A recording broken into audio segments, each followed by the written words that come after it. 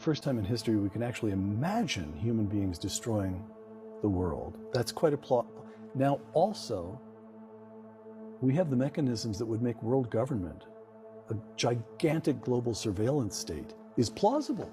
That seems plausible too.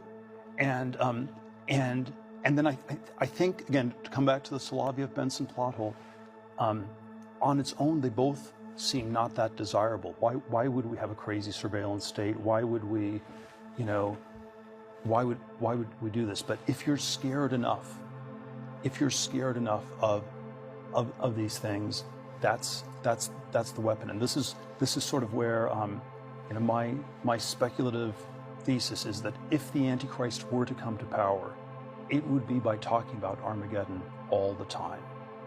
And Peter Thiel, the Antichrist would talk about Armageddon all the time.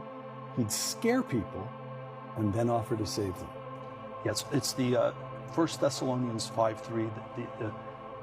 The slogan of the Antichrist is peace and safety. And so, which is nothing wrong with peace and safety, but you have to sort of imagine that it resonates very differently in a world where the stakes are so absolute, where the stakes are so extreme, where the alternative to peace and safety is, Armageddon and the destruction of all things. And then that's where peace and safety gets you way more than it would have in 1750. René Girard, in I Saw Satan Fall Like Lightning, one of his books, the Antichrist boasts of bringing to human beings the peace and tolerance that Christianity promised, but has failed to deliver.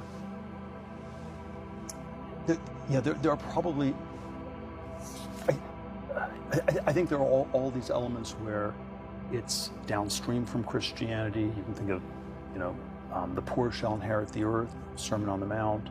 Marxist theory is we're going to be more Christian, we're going to accelerate it, we're going to bring it about faster. So there is, the Antichrist probably presents as a great humanitarian, as a great, it's redistributive, it's as an extremely great philanthropist, as an effective altruist, all of those kinds of things. And these things are not,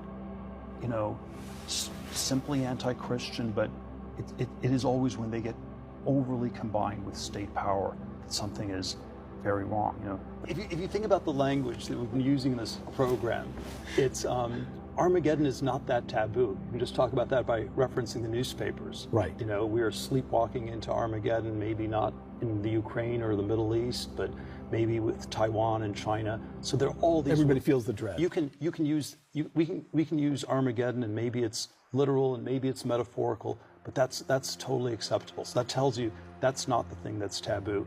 Antichrist is like, wow, what planet are you from? Right. And so that tells me that the existential risks are very selective of the sort that we've given, and the fears about a one world state are downplayed because they are the solution to the other ones. That is the self-governing, politically atheist, humans governing themselves solution to Armageddon is, it's what Bostrom says.